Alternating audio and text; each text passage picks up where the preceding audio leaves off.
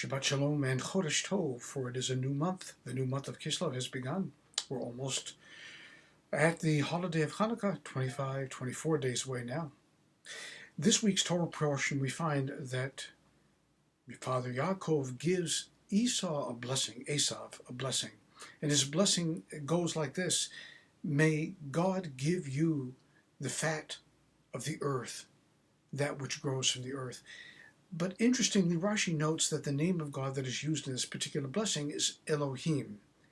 And Rashi's commentary further goes and stipulates that you will get everything that you need when you judge and are judged appropriately.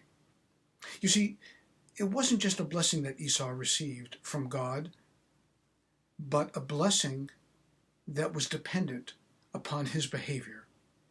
And all things are, even now as we are observing Shabbat.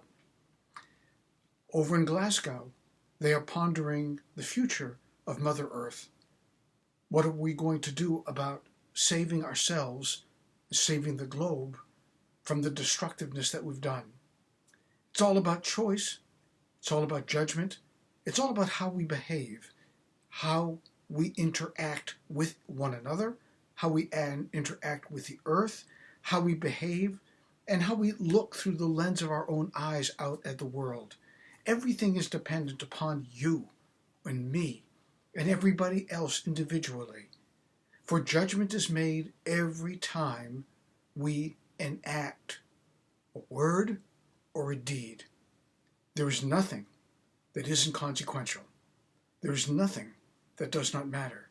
Everything counts. And so we find even in the blessing of Esau, where he received such a beautiful, beautiful blessing, despite the fact that he was upset that his brother seemed to get the better of the blessings, the Bechor blessing, the firstborn blessing, he got a very beautiful blessing himself too, but it was a blessing of dependency, that he needed to deserve to have the ripeness of the earth unfold upon him based upon how he treated himself, the people whom he surrounded himself with, and, as we can even see now, the universe in which we live, the earth on which we reside. Everything matters, everything counts. In fact, going back to the time when Jacob and Esau were talking about the food that Jacob was stirring up, and Esau comes in from the field and he says, "I'm famished. I'm going to die," he says. Right?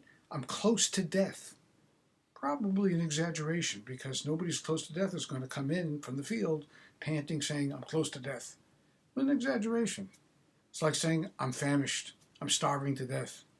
No, we're hungry, but we're not starving to death. We're not famished.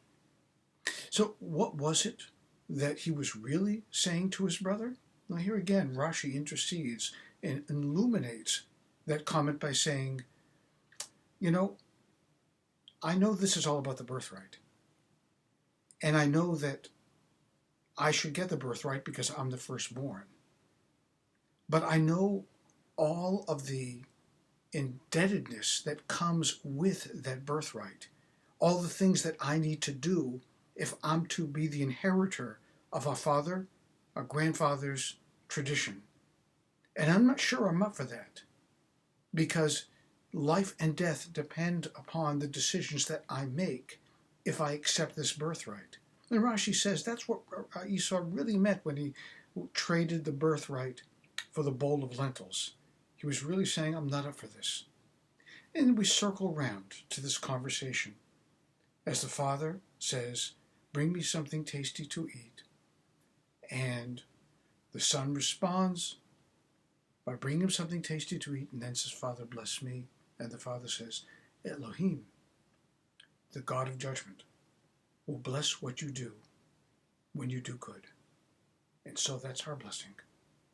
May it be our will that we deserve God's blessing because of the good things that we do while we yet breathe. Shabbat Shalom.